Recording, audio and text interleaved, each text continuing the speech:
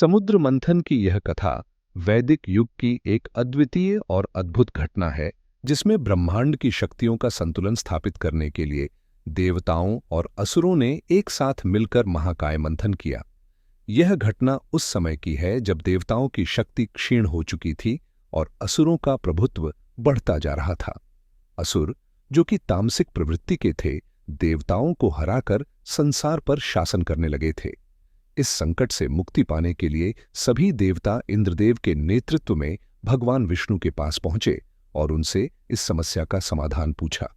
भगवान विष्णु, जो कि सृष्टि के पालनकर्ता हैं, ने देवताओं को समुद्र मंथन करने का परामर्श दिया। इस मंथन से अमृत की प्राप्ति हो सकती थी, जो देवताओं को अमृतत्व प्रदान करती और उन्हें असुरों पर विजय दिलाने में सक्षम बनाती। लेकिन इस मंथन को सफलतापूर्वक संपन्न करने के लिए असुरों की सहायता भी आवश्यक थी। इसलिए भगवान विष्णु ने असुरों को भी इस मंथन में सम्मिलित होने के लिए प्रेरित किया, यह वादा करते हुए कि अमृत का हिस्सा उन्हें भी मिलेगा। समुद्र मंथन के लिए मंदराचल पर्वत को मथनी के रूप में चुना गया, लेकिन उसकी विशालता और भारीपन के कारण उसे समुद्र तक लाना असंभव प्रतीत हो रहा था। इस समस्या का समाधान भगवान विष्णु ने अपने गरुड़ वाहन के माध्यम से किया, जिन्होंने मंदराचल पर्वत को समुद्र तक पहुंचा दिया। वासुकी नाग को मथनी की रस्सी के रूप में प्रयोग किया गया। देवताओं ने वासुकी के मुख को पकड़ने का निश्चय किया, जबकि असुरों ने उसकी पूंछ को। मंथन की प्रक्रिया आरंभ होते ही मंदराचल पर्वत समुद्र में डूबने लगा, जिससे देवता और असुर दोनों ही चिंतित हो उठे।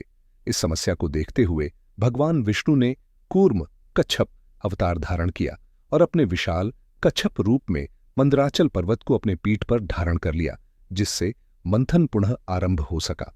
इस महाकाय मंथन के दौरान समुद्र से अनेक दिव्य और अद्भुत वस्तुएं प्रकट हुईं। सबसे पहले कामधेनु गाय प्रकट हुई, जो सभी इच्छाओं को पूर्ण करने वाली थी। इसे अर्षियों ने स्वीकार किया। इसके बाद उच्चैःश्रवा नामक 7 सिर वाला घोड़ा प्रकट हुआ, जिसे असुरों ने अपने पास रख लिया। मंथन की प्रक्रिया आगे बढ़ी और इसी क्रम में कौस्तुभ मणि, जो भगवान विष्णु के कंठ का आभूषण बना, और कल्प वृक्ष, जो सभी इच्छाओं को पूर्ण करने वाला वृक्ष था, प्रकट हुए। इन दिव्य रत्नों का वितरण देवताओं और असुरों के बीच उनके गुणों के अनुसार किया गया। इस मंथन के दौरान माता लक्ष्मी भी प्रकट हुईं, जो धन, वैभव और समृद्धि की देवी हैं। उनका आगमन देवताओं के लिए अत्यंत शुभ था और उन्होंने भगवान विष्णु को अपने पति के रूप में चुना। मंथन जारी रहा और इस प्रक्रिया में हलाहल नामक अत्यंत विषैला विष प्रकट हुआ। इस विष की उग्रता इतनी थी कि इसका प्रभाव संपूर्ण सृष्टि को नष्ट करने वाला था। देवता और असुर दोनों ही इस विष की भयावहता से चिंतित हो उठे और उन्होंने भगवान शिव का आह्वान किया। भगवान शिव, जो कि सृष्टि के संहारकर्ता हैं, ने इस विष का सामना करने का निश्चय किया। उन्होंने उस विष को ग्रहण कर लिया, लेकिन उसे अपने कंठ से नीचे नहीं जाने दिया। इस कारण उनका कंठ नीला पड़ गया और वे नीलकंठ कहलाए। माता पार्वती ने उनके कंठ को अपने हाथों से पकड़ लिया, जिससे विष का प्रभाव उनके शरीर में न फैल सके। इस प्रकार भगवान शिव के इस महान त्याग और बलिदान ने संपूर्ण सृष्टि को विनाश से बचा लिया।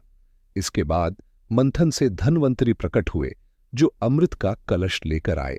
अमृत की प्राप्ति से देवताओं और असुरों के बीच तीव्र संघर्ष आरंभ हो गया। असुरों ने बलपूर्वक अमृत को हड़पने का प्रयास किया, लेकिन भगवान विष्णु ने मोहिनी रूप धारण किया। मोहिनी, जो अपनी अद्वितीय सुंदरता और आकर्षण के लिए प्रसिद्ध थी, ने अपनी मोहिनी माया से असुरों को मोहित कर दिया। असुर मोहिनी के रूप को देखकर इतने तल्लीन हो गए कि उन्होंने अमृत का सही वितरण समझने में भूल कर दी। मोहिनी ने इस अवसर का लाभ उठाया और चालाकी से अमृत का वितरण देवताओं के बीच कर दिया। असुरों के बीच राहु नामक एक असुर ने मोहिनी के छल को पहचान लिया और उसने अमृत का सेवन कर लिया। जैसे ही राहु ने अमृत पिया, भगवान विष्णु ने अपने सुदर्शन चक्र से उसका सिर धड़ से अलग कर दिया। हालांकि उसने अमृत का सेवन कर लिया था, इसलिए उसका सिर और धड़ दोनों ही अमर हो गए।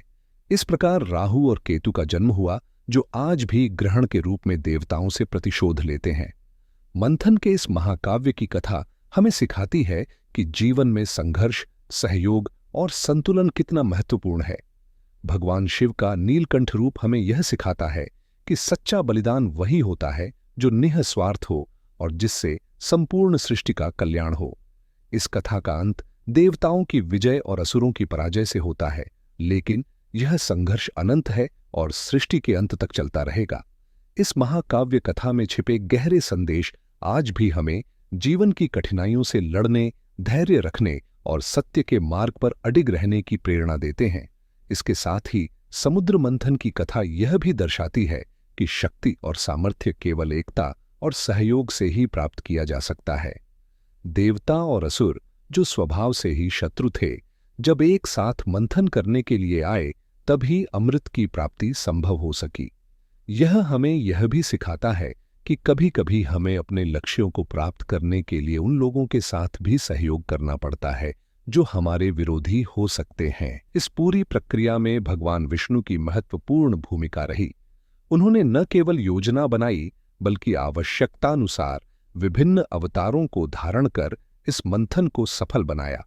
कूर्म अवतार में उन्होंने मंदराचल पर्वत को संभाला, मोहिनी रूप में असुरों को भ्रमित किया और देवताओं को अमृत दिलाया। इस कथा से यह स्पष्ट होता है कि भगवान विष्णु न केवल पालक हैं बल्कि वे मार्गदर्शक भी हैं, जो समय समय पर अपने भक्तों को सही मार्ग दिखाते हैं। इस प्रकार समुद्र मंथन की यह गाथा केवल एक पौराणिक कथा नहीं है, बल्कि यह जीवन के गहरे सत्य और मूल्य सिखाती है।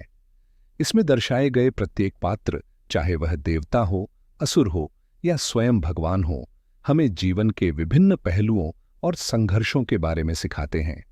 यह कथा हमें यह सिखाती है कि जीवन में हमेशा अच्छाई और बुराई के बीच संघर्ष रहेगा, लेकिन अंततः सत्य और धर्म की ही विजय होगी। समुद्र मंथन की यह गाथा अनंत काल तक हमें प्रेरणा देती रहेगी और हमें धर्म, सत्य और न्याय के मार्ग पर चलने के लिए प्रेरित करती रहेगी। इस कथा के माध्यम से हम यह भी सीख सकते हैं कि जीवन में संतुलन बनाना कितना महत्वपूर्ण है। चाहे वह व्यक्तिगत जीवन हो, समाज हो या संपूर्ण सृष्टि, संतुलन ही हमें विनाश से बचा सकता है। भगवान शिव का विष को धारण करना और उसे अपने कंठ में रोकना इस संतुलन का प्रतीक है। यह हमें सिखाता है कि जीवन में कठिनाइयों और विषम परिस्थितियों का सामना करते समय हमें धैर्य और संयम बनाए रखना चाहिए। अंततः समुद्र मंथन की इस महागाथा का उद्देश्य केवल अमृत की प्राप्ति नहीं था, बल्कि यह सृष्टि के संतुलन को पुनः स्थापित करना था। देवताओं और असुरों के बीच संघर्ष, उनके बीच का अस्थायी संधि और भगवान विष्णु और शिव की भूमिका इस गाथा को अत्यधिक महत्वपूर्ण और प्रेरणादायक बनाती है। इस गाथा के अंत में देवताओं को अमृत की प्राप्ति होती है और वे पुनः अपनी खोई हुई शक्तियों को प्राप्त करते हैं। लेकिन इस कथा का संदेश यह है कि यह शक्ति और अमृतत्व केवल धर्म और सत्य के मार्ग पर चलने से ही प्राप्त किया जा सकता है। समुद्र मंथन के इस महाकाव्य में निहित प्रत्येक घटना और पात्र जीवन के विभिन्न पहलुओं का प्रतीक है। कामधेनु, उच्चैःश्रवा और कौस्तुभ मणि जैसे रत्न हमें यह सिखाते हैं कि जीवन में हर कठिनाई के बाद कुछ मूल्यवान प्राप्त होता है, और लक्ष्मी का प्रकट होना इस बात का प्रतीक है कि समृद्धि और वैभव केवल तभी मिलते हैं जब हम धैर्य, समर्पण और परिश्रम का पालन करते हैं। हलाहल विष का प्रकट होना यह दर्शाता है कि जीवन में अनेक विषम परिस्थितियां आ सकती हैं, लेकिन भगवान शिव की तरह हमें भी उन कठिनाइयों का सामना करना चाहिए और उन्हें अपने भीतर धारण करके भी आगे बढ़ना चाहिए। मोहिनी के रूप में भगवान विष्णु का प्रकट होना यह सिखाता है कि बुद्धिमत्ता और कूटनीति से भी बड़ी से बड़ी समस्याओं का समाधान किया जा सकता है।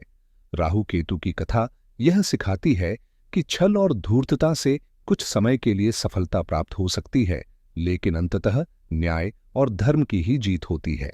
समुद्र मंथन की इस गाथा का समापन देवताओं की विजय और असुरों की पराजय के साथ होता है, लेकिन यह केवल एक अध्याय की समाप्ति है।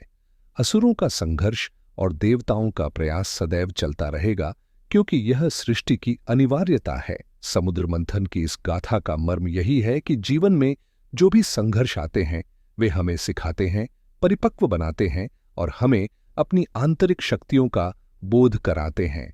यह कथा केवल देवताओं और असुरों की नहीं है, बल्कि यह हमारी अपनी आंतरिक यात्रा की कथा है, जहां हम भी अपने जीवन के मंथन से गुजरते हैं, अपने भीतर के विष को धारण करते हैं और अंततः अमृत स्वरूप अपनी आंतरिक शांति और संतुलन को प्राप्त करते हैं। समुद्र मंथन की यह गाथा इस बात का प्रतीक है कि जब भी जीवन में कठिनाइयां आएं, हमें धैर्य, साहस और सत्य के मार्ग पर चलते रहना चाहिए, क्योंकि अंततः सत्य और धर्म की ही विजय होती है। इस महाकाव्य कथा में छिपे गहरे संदेश हमें जीवन की कठिनाइयों से लड़ने, धैर्य रखने और सत्य के मार्ग पर अडिग रहने की प्रेरणा देते हैं। यह गाथा केवल पौराणिक कथा नहीं है, बल्कि यह जीवन के हर संघर्ष का प्रतीक है। समुद्र मंथन की यह गाथा अनंत काल तक हमें प्रेरणा देती रहेगी और हमें धर्म, सत्य और न्याय के मार्ग पर चलने के लिए प्रेरित करती रहेगी। समुद्र मंथन की यह महागाथा हमें सिखाती है कि हर कठिनाई के बाद अमृत स्वरूप सफलता की प्राप्ति होती है, और यह केवल उन लोगों के लिए संभव है जो धैर्य, साहस और सत्य के मार्ग पर चलते हैं। यह कथा हमारे जीवन में संघर्षों का सामना करने के लिए हमें सशक्त बनाती है और हमें यह विश्वास दिलाती है कि अंततः अच्छाई की ही जीत होती है। तो दोस्तों, अगर आपको यह समुद्र मंथन की महाकाव्य कथा पसंद आई हो और इससे आपको प्रेरणा मिली हो, तो कृपया इस वीडियो को लाइक करें, अपने दोस्तों के साथ शेयर करें और हमारे चैनल को सब्सक्राइब करना न भूलें, ताकि हम आपके लिए और भी ऐसी ही प्रेरणादायक कहानियां लेकर आ सकें। धन्यवाद।